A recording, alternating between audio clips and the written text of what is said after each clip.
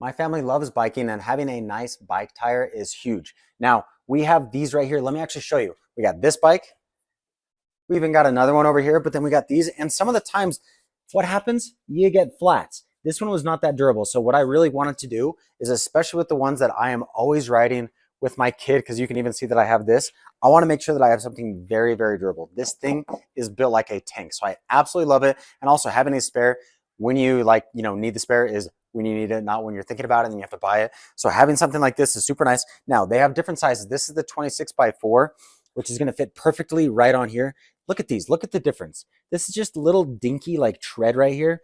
I want something that is going to last. This thing is built so well, going to get a lot more grip, which I absolutely love. Very, very well built on the inside, extremely sturdy.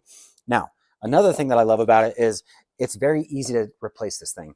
To be able to take this off, right, you just have to take your wheel off, front, back, whatever it is, and then just put this around and you're ready to rock and roll. And it is very durable. I can't really stress that enough that it's very thick. I wish I could show you. This is just the tread that you can see, and then there's the rubber below it. So really, really nice. Absolutely love it to be able to throw this on.